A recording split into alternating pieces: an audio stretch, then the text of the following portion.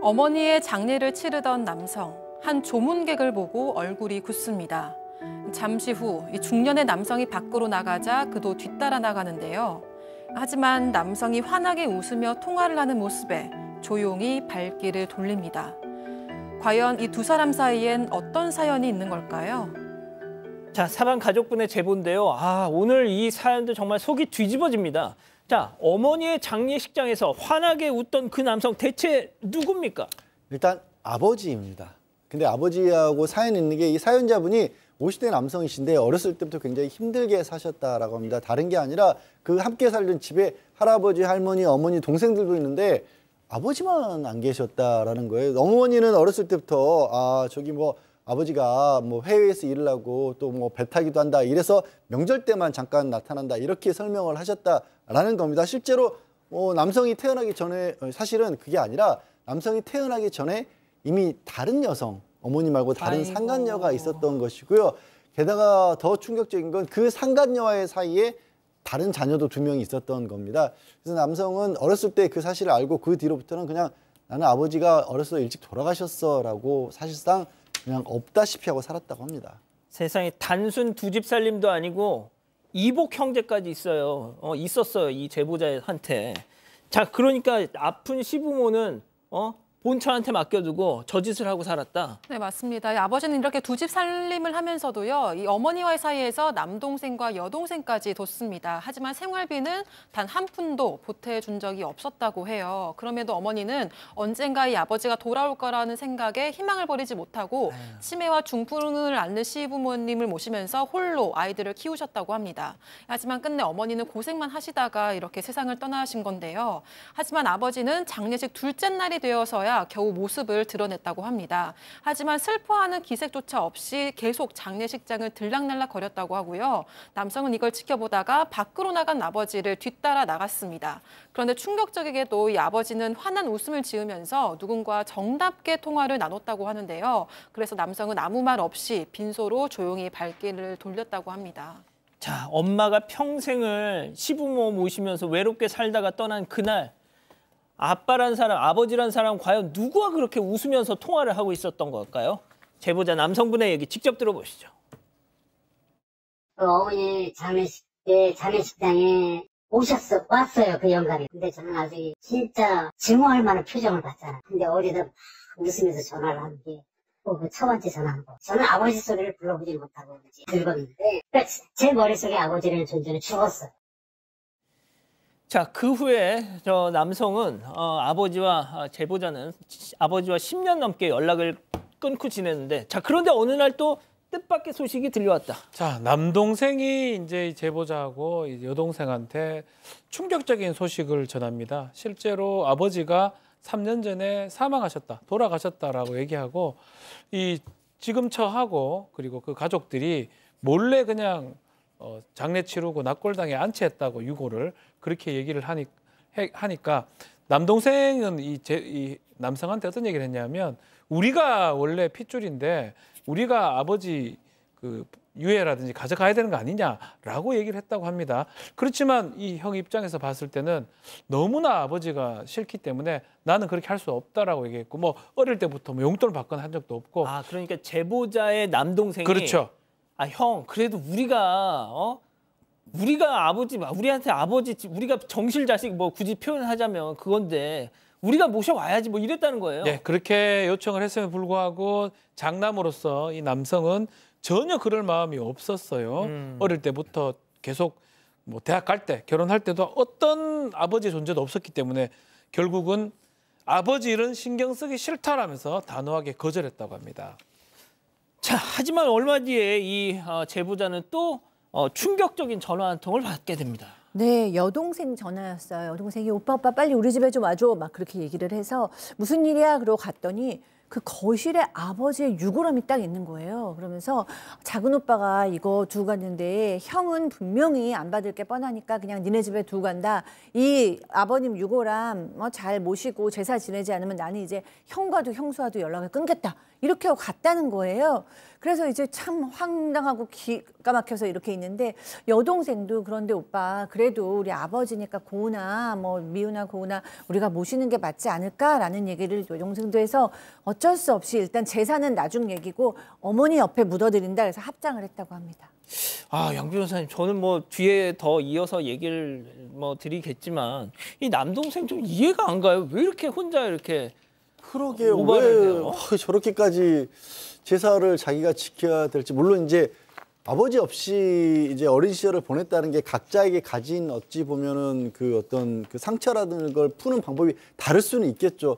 하지만 형 입장에서는 너무 답답한 상황이고 인연을 끊고 싶기도 했었고 또 형이 생각하기엔 이 사연자분이 보기에는 50년 동안 같이 산 건 다른 이복 형제들이잖아요. 근데 그 이복 형제들이 당연히 모시는 게 맞지 않을까.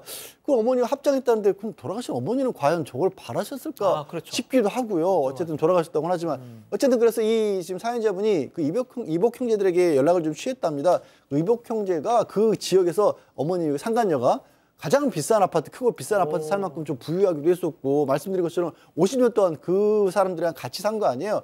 근데 이복 형제들은 우리는 제사 절대로 못 지낸다. 왜요? 종교 때문에 못 지낸다라고 아이고. 한다는 겁니다. 그러면서 뭐 우리가 그러면 저 제사를 아예 종교기관에 맡기겠다거나 아니면 하다못해 뭐 제사 비용이라도 좀 지원해달라거나 이렇게 얘기를 해도 그것도 다 거절했다는 거예요. 그래서 이제 답답한 마음에 그러셨겠지만 이제 사연자분이 그러면 우리 아버지가 남기고 한 재산이라도 좀 나눠달라라고 얘기를 했더니 무슨 재산이냐며 말년에 다 집안 다 말아먹을 뻔한 거 빚도 우리가 갚았다라고 하면서 한마디로 다 거절하고 코웃음만 치더랍니다. 자, 두 집 다시 정리를 하면 그 아버지란 사람이 두 집 살림을 하다가 돌아가셨어. 자, 그런데 이 사연자는 왜 우리가 아버지 제사를 못 모시겠다. 이복 형제들한테 야, 니들이 모시든지 니들이 비용을 보전해 주든지 뭐 이러는데 그쪽에서는 우리 종교 때문에 아버지 제사 못 지내요. 결국엔 이 제보자 장남 혼자 떠나야 되는 상황이잖아요. 네, 근데 남성에게 더 큰 문제가 생겼습니다. 이 아버지의 제사를 2달 앞두고 계속되는 복통의 병원을 찾았는데요. 충격적이게도 암 진단을 받았다고 합니다. 이 남동생에게 많이 아파서 제사를 못 지내겠다 이렇게 다시 한번 얘기를 했는데요. 그런데 남동생은 버럭 소리를 지르면서 앞으로 사위 며느리도 올 텐데 그럼 우리 체면이 뭐가 되냐 이렇게 따졌다고 합니다. 그래서 남성이 그럼 네가 제사 지내라 이렇게 얘기를 했는데 남동생이 형이 장남이잖아 이렇게 얘기하고 전화를 끊어버렸대요. 이후 남동생은 여동생에게 제사를 안 지내면 형이랑 평생 안 보겠다 이렇게 으름장을 놨다고 합니다. 남성은 평생 가족을 힘들게 했던 아버지가 죽어서까지 형제들 사이를 갈라놓은 것 같아서 정말 속상하다고 전했습니다. 자, 그럼 여기서 별별 상담소 오늘의 궁금증 짚어보죠. 자, 두 집 살림 아버지 제사 지내라는 동생, 가족을 위해서 저는 어떤 선택을 해야 할까요? 라고 하셨는데, 자, 박 변호사님, 제가 이제 뭐 남의 가정사에 대해서 함부로 뭐 이렇게 말씀드리긴 조심스럽습니다만, 저는 진짜 이 동생분을 이해할 수가 없어요. 그렇죠. 납득하기 좀 어렵죠.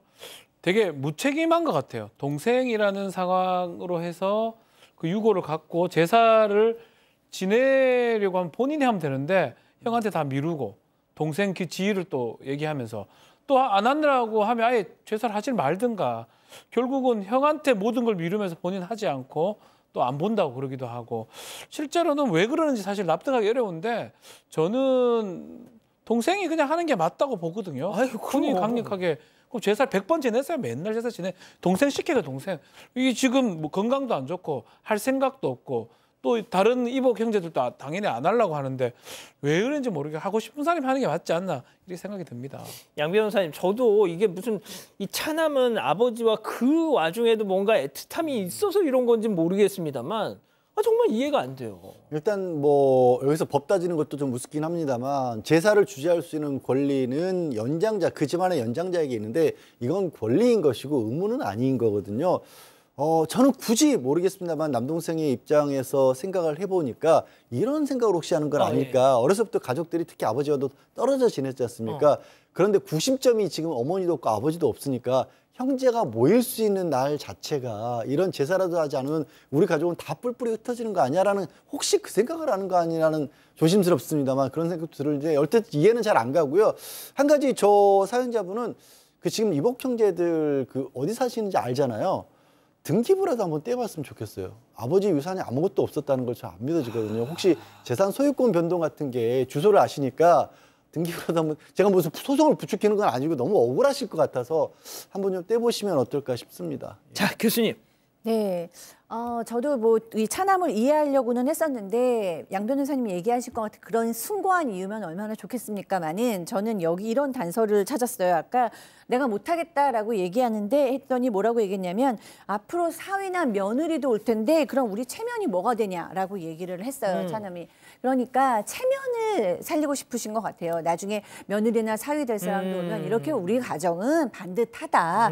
이렇게 하고 싶은 거죠. 근데 너무 이기적이신 것 같아요. 제가 봤을 때는 정말 장남보다 차남이 상처를 덜 받았을 수도 있다는 생각도 들고, 그러니까 장남이 받은 상처, 우리 엄마는 정말 어떻게 보면 평생 시어머니만 정말 다 수발하다가 돌아가셨는데 그 장례식에서도 와서 웃었던 아버지를 본 그 상처를 가지고 있는 형을 이해 못했던 면도 있는 것 같고요.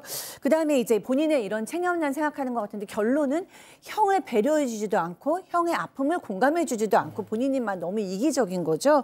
그래서 저는 이 형님 지금은 무엇보다도 본인의 건강을 1순위로 무조건 놓고 신경 쓰셔야 된다. 뭐 장남으로서 도리를 충분히 하셨을 것 같고 어머니 옆에도 있어주신 장남 같아요. 이제는 정말 동생들의 마음보다는 내 건강, 맞아요. 내 감정에 정말 충실하시고 나를 잘 돌보셨으면 좋겠습니다. 그러니까요. 네, 가족분들도요. 아이스 초코님 이 제사 반대합니다라고 하셨고요. 하루님 제사 지내지 말고 건강 챙기세요라고 하셨습니다. 그리고 경미우님도 남동생 보고 하고 싶으면 하라고 하세요라고 하셨습니다. 그러니까요.